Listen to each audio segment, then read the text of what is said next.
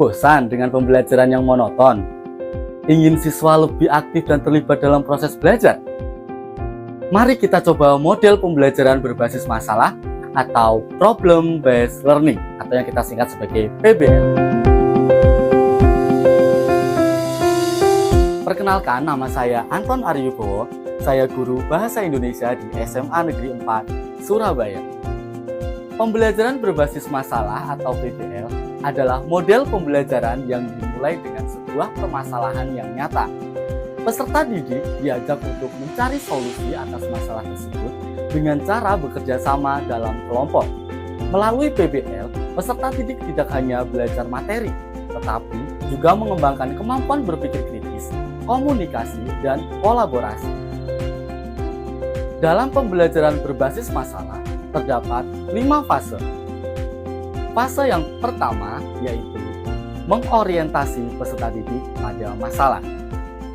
Tahap ini adalah langkah awal yang sangat krusial dalam pembelajaran berbasis masalah.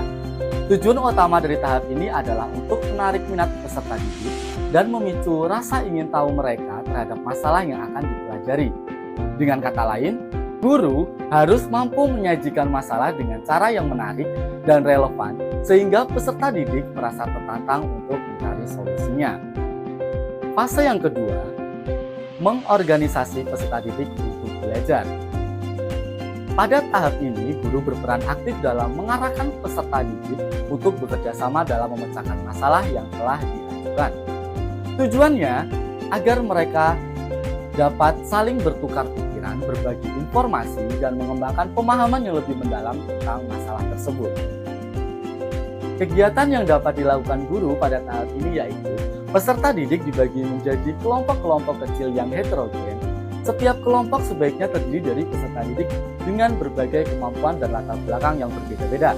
Hal ini bertujuan untuk mendorong terjadinya saling melengkapi dan kolaborasi antar anggota kelompok. Guru dapat memberikan peran-peran tertentu kepada setiap anggota kelompok seperti ketua, sekretaris, notulis, maupun presenter. Pemberian peran ini bertujuan untuk memberikan tanggung jawab kepada setiap anggota kelompok dan memastikan keterlibatan semua anggota dalam proses pemecahan masalah. Tujuan dari tahap mengorganisasi peserta didik untuk belajar adalah memudahkan peserta didik dalam mengakses informasi, meningkatkan kemampuan berpikir kritis dan kreatif, meningkatkan kemampuan berkomunikasi, dan meningkatkan rasa tanggung jawab. Fase yang ketiga yaitu membimbing penyelidikan peserta didik dalam kegiatan kelompok. Pada tahap ini, guru berperan sebagai fasilitator yang aktif dalam membantu peserta didik untuk melakukan penyelidikan secara mandiri maupun secara berkelompok. Guru tidak hanya memberikan tugas, tetapi juga memberikan bimbingan dan dukungan yang diperlukan oleh peserta didik agar mereka dapat menyelesaikan tugas tersebut dengan baik. Membimbing penyelidikan peserta didik merupakan tahap yang sangat penting dalam pembelajaran berbasis masalah. Tahap ini memberikan kesempatan kepada peserta didik untuk mengembangkan berbagai keterampilan penting yang akan berguna bagi mereka di masa depan. Fase yang keempat yaitu mengembangkan dan menyajikan hasil. Pada tahap ini, peserta didik telah menyelesaikan penyelidikan mereka dan siap untuk menyajikan temuan-temuan mereka. Tahap ini sangat penting karena memungkinkan peserta didik untuk mengomunikasikan hasil kerja mereka baik secara individu maupun kelompok, kepada teman-teman sekelas maupun kepada guru. Mengembangkan dan menyajikan hasil berarti peserta didik mengolah data yang telah dikumpulkan menjadi informasi yang relevan dan mudah dipahami, menarik kesimpulan berdasarkan data yang telah diolah, dan menyusun laporan-laporan tertulis atau presentasi untuk menyampaikan hasil temuan-temuan mereka. Fase yang terakhir yaitu fase yang kelima, menganalisis dan mengevaluasi hasil proses pemecahan masalah. Tahap akhir dari model pembelajaran berbasis masalah atau PBL ini merupakan refleksi kritis terhadap seluruh proses pembelajaran yang telah dilalui. Pada tahap ini, peserta didik diajak untuk menganalisis langkah-langkah yang telah mereka lakukan, mengevaluasi keberhasilan dan kekurangan, serta menarik kesimpulan yang lebih luas. Tujuan utama dari tahap ini adalah yang pertama, meningkatkan pemahaman konsep.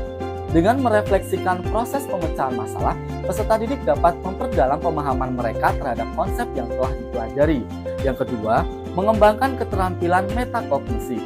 Peserta didik belajar untuk berpikir tentang pemikiran mereka sendiri, sehingga mereka dapat menjadi pembelajar yang lebih mandiri dan efektif. Yang ketiga, meningkatkan kemampuan pemecahan masalah. Melalui evaluasi, peserta didik dapat mengidentifikasi strategi pemecahan masalah yang efektif dan kurang efektif, sehingga mereka dapat menyempurnakan strategi tersebut di masa yang akan datang. Yang keempat, memperkuat pembelajaran. Proses refleksi membantu peserta didik untuk mengingat informasi yang telah mereka pelajari dan menghubungkannya dengan pengalaman belajar lainnya. Bapak Ibu guru yang hebat, begitulah gambaran umum terkait pembelajaran berbasis masalah atau problem based learning. PBL adalah salah satu model pembelajaran yang efektif untuk mengembangkan kemampuan berpikir kritis, pemecahan masalah, dan kolaborasi peserta didik. Meskipun dalam pelaksanaannya pasti terdapat beberapa tantangan, namun manfaat PBL jauh lebih besar dibandingkan dengan tantangannya. Dengan penerapan yang tepat, PBL dapat meningkatkan kualitas pembelajaran dan mempersiapkan peserta didik untuk menghadapi masa depan. Demikian penjelasan yang dapat saya sampaikan. Terima kasih.